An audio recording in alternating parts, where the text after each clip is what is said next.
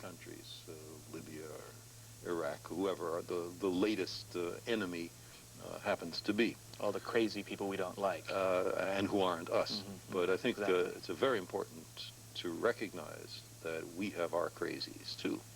And the Soviet Union has its crazies too. And no one is able to predict the short-term, much less long-term future of these two countries. And since they have the vast predominance of the nuclear weapons on the planet, those two nations are the greatest danger. And the existence of the weapons means that Boris Yeltsin's second cousin might actually become responsible for them. Or George Bush. Neil That's Bush right. could have the... something like that. Something We're speaking like that. Right. allegorically, Right. but Right. nevertheless, that's right. And if they weren't around, we wouldn't have this problem. precisely right. And because the relations between the United States and the Soviet Union are so much better now, because the Soviets have made it so clear that they would like to reduce the arsenals by a large factor, this is the right time to do that. And the recalcitrant partner is not the Soviet Union, it's the United States. We are unwilling to get rid of our weapons on any significant scale. If everything goes well, the START Treaty, Strategic Arms Reduction Treaty, will, if it's implemented, will reduce the strategic arsenals by 30% and the tactical arsenals by nothing. It's a step in the right direction, but it's not nearly how much we have to do. We should be reducing these arsenals by 99%. Then you could still have a residual capability to preserve deterrence, that is to have enough weapons so that nobody in their right mind would attack you because you can wipe out any country on Earth. But still, if the worst happens, there would be not enough weapons in the world to cause nuclear winter. That's where we ought to get, in our opinion. We'll come back in a moment and talk about why the arsenals of nuclear weapons aren't actually being reduced, and what are the reasons and rationales, and discuss the Persian Gulf a little bit with astronomer Carl Sagan when Night Watch continues. Our guest is astronomer Carl Sagan, co-author of A Path Where No Man Thought, a book describing the scenario of nuclear winter. A quote from a Greek playwright, A Path Where No Man Thought, referring to total disarmament or to nuclear winter, or both. Well, what the playwright had in mind was, it's very interesting. It's from the play the Medina. Is that Zeus, the king of the gods, has stored in heaven various dooms for the human species, and that unexpectedly, unexpected by any human, there is a way out of the dooms, a path where no man thought. So the book, I mean, certainly is grounded in a very sober and worrisome reality, but it argues that the existence of nuclear winter, one, provides a powerful motivation to get these arsenals down to manageable levels, and two, provides clear guidance as to what levels we should get down to and which weapon systems we should get rid of in what order. In terms of whatever input you might have to policymakers, and you described a moment ago the fact that U.S. policy is not to destroy weapons unilaterally, not to reduce arsenals unilaterally. Or even bilaterally. or even bilaterally. Why? Well, this goes into psychiatric issues You think? in my view. That's what I think. We have our crazies. Not just crazies. We all grow up, especially boys, in a sort of schoolyard antagonism context in which there's no such thing as having too many weapons. I grew up in Brooklyn, New York. We used to have snowball fights. You rapidly learned that there was no such thing as too many snowballs, because there you'd be trying to pack your snowball when your better prepared opponent would be standing over you, pummeling you with his snowballs. But nuclear weapons are not snowballs. That's at least one of the problems. Any politician arguing we need more nuclear weapons to be strong has an easy path. Any politician saying... Not so much today, though. Well, even so. Or at least any politician who says we should get rid of our weapons is vulnerable to the countercharge from his opponent, oh, you want to weaken the United States. It's at a very superficial level of engagement with the actual issues and with what the actual capability of the weapons is. And so politicians, having as their main, sometimes their only objective to be reelected, go in the path of least resistance.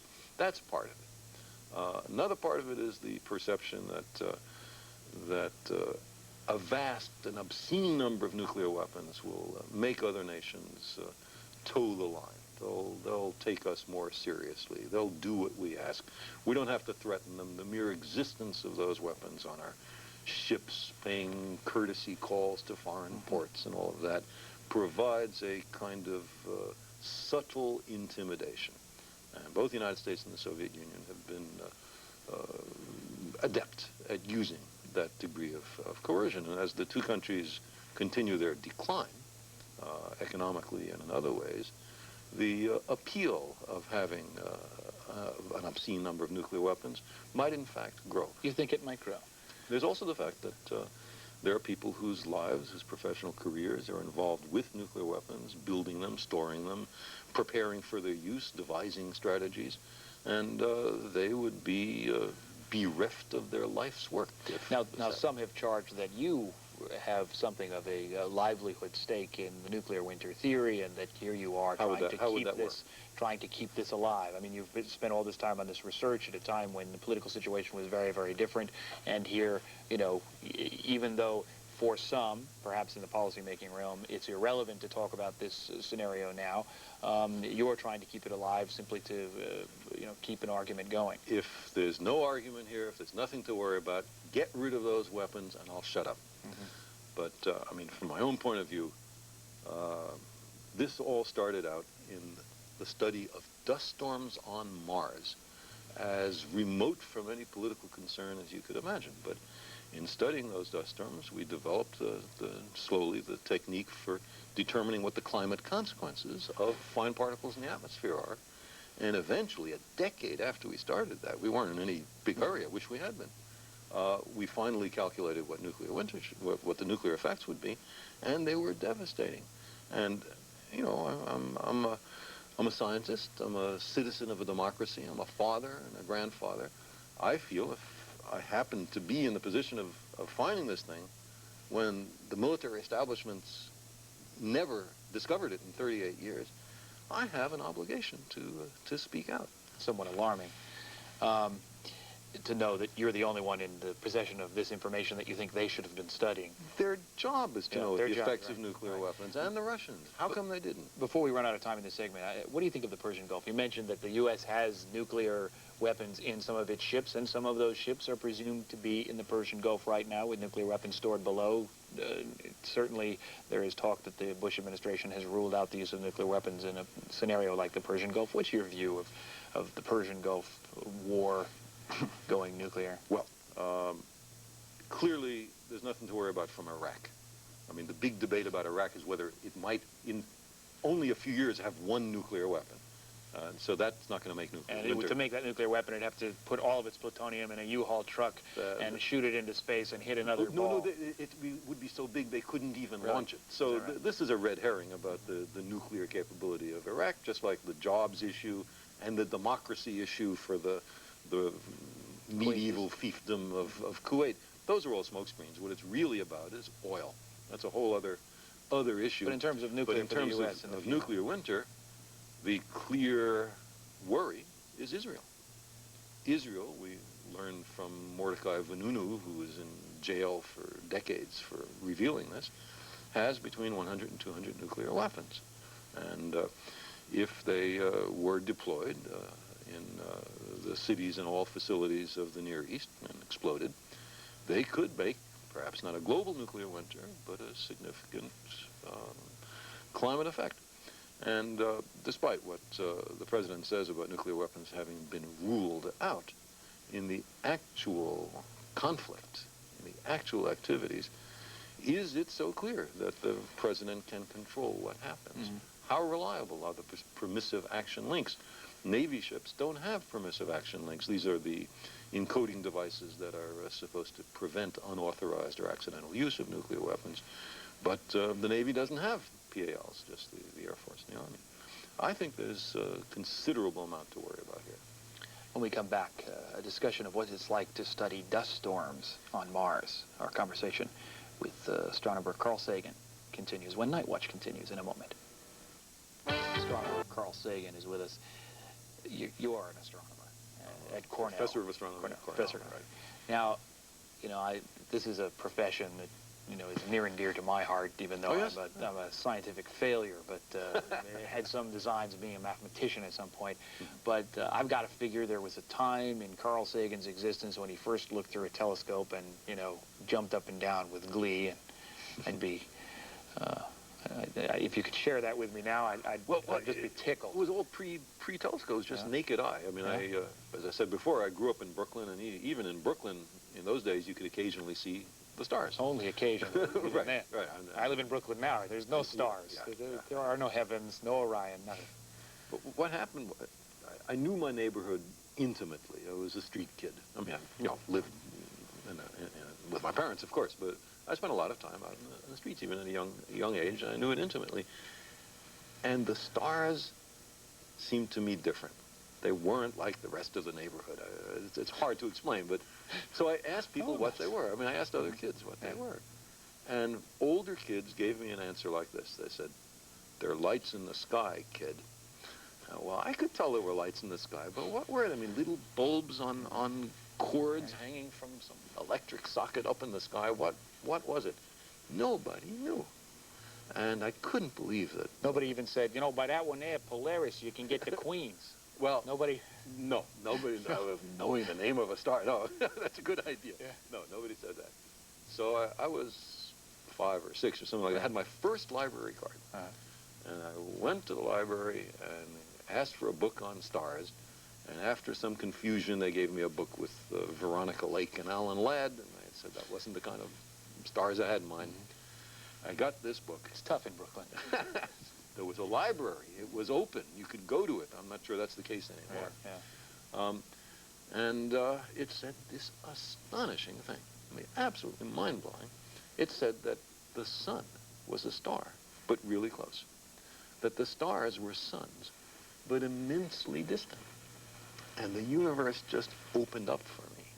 And when, maybe years later, I discovered that the Earth was a planet going around the sun, not shining by its own light, and hard to detect because it was so dim. If you had planets around these other stars, you'd never see them. So the idea of the universe filled with planets and who knew life opened up and simply transfixed me. And I vowed I would be an astronomer and try to understand this. And I've been extremely lucky to have had parents who encouraged this and to live at just the time.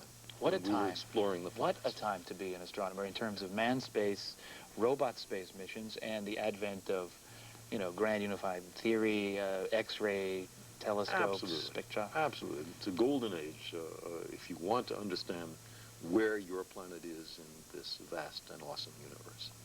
What's the most exciting area of astronomy right now for you? And, you know... There's a wide range. I'm personally deeply involved in robotic missions to other worlds, the Voyager missions to the outer solar system, the Galileo spacecraft on its way to Jupiter, and our research group at Cornell has gotten some wonderful results, for example, on organic matter, in a way, the stuff of life in the outer solar system. Beyond my... Like what? Like what? Well, you haven't found like a milk bottle out there or anything? No. No. But Titan, for example, is the big moon of Saturn. Right. It has a cloud layer that you can't see through, which is made of organic matter. We've duplicated it in the laboratory. It matches everything we know about those clouds. You drop it in water, and you make amino acids, the building blocks of proteins. We think that on some level, and when you say organic matter, though, what exactly do you mean? Complex molecules based on carbon. And you tell that by spectral information, or there's a sequence of inferential estimates, and involves something called the complex refractive index. But yes, it involves spectral information, and we take the atmosphere of Titan, which we know in the laboratory, irradiate it with charged particles that we know are falling into that atmosphere, and make this funny brownish red powder. whose properties perfectly match the clouds of Titan. And then, as I say, we find out what it's made of, and it's made of the same stuff as us. And so this wonderful possibility that if you want to understand the origin of life, go to the outer solar system and look at what's been building up there over 4.5 billion years. And what is it that's been building up there? It's not muck from previous civilizations in the way, or previous life forms like oil. We're talking about pre-biological organic matter. After all, when life occurred on Earth, it had to use the existing organic matter. And what was that organic matter? Well, here is at least some leads as to what that was. Heavy molecules based on carbon, lying around, waiting for energy. Building up for long periods of time. So that's one area, and there's a whole lot of other things. Huge ferment in cosmology, the large-scale structure of the universe. Front page story in the New York Times the other day, the Big Bang may not be the theory. No, that's just what the headline said. The article didn't say that. Yeah. You're not worried about the Big Bang? Well, there's something we don't understand. I mean, the evidence that the universe is expanding is, in my view, still very good. And so 15 or so billion years ago, there was a huge explosion, and something happened to start the expansion of the universe. But what is now found is that the largest scale structure of the universe, how are these galaxies distributed, is not at random. It's not chaotic. It's in these immense organized structures in which the galaxies lie on the surface of these huge bubbles. And how can you have such a coherent structure to a universe produced by such an explosion? There's something else happening that we don't understand. Thank you very much, Carl Sagan. Thank you. It's been a pleasure. Carl Sagan, astronomer Carl Sagan. Nightwatch continues in a moment. Coming up later this week,